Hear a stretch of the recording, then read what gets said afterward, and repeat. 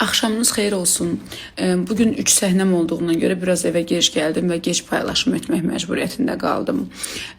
Bir çoxunuz yəqin ki, xəbərdarsınız. Bugün mənimlə bağlı yalan bir məlumat paylaşılmışdı və bunu digər səhifələrdə paylaşmışdılar.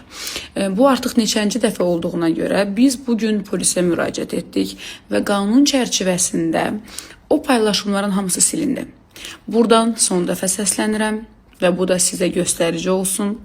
Mənim şəxsi həyatımla bağlı və ümumiyyətlə mənimlə bağlı yalan xəbər yazan hər kəs məsuliyyətə cəlb olunacaq. Bunu bilin. Qanun çərçivəsində işə baxılacaq. Bir çoxunuzda nömrəm var. Kimdənsə nəyisə eşidəndə məndən təsdiq alın, sonra paylaşım edin.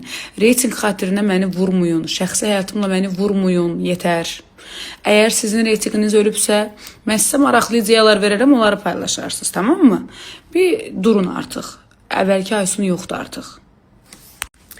Anlamadığım bilirsiniz nədir? Bu burnunuzu niyə hər yerə soxursunuz? Niyə? Çox uzundur burnunuz. Mən sizə əməliyyat elətdirim, düzəlin. Bir özünüzə vaxt ayırın. Mən 8-in yarısından çıxmışam. İndi gəlib çatmışam. İşimdə, gücümdəyəm. Evdən işə, işdən evə. Vaxtım da yoxdur. Belə boş-boş şeylərlə uğraşacaq vaxtım yoxdur. Bir də bilirsiniz nəyi anlamırsınız? Mən pis günümü də, yaxşı günümü də, mən hamısını bu tamaşaçının qabağında, xalqın qabağında yaşayan insanam. Hər şeyimi mən izləyicimlə bölüşən insanam. Məni sevən insan ola bilər, sevməyən insan ola bilər.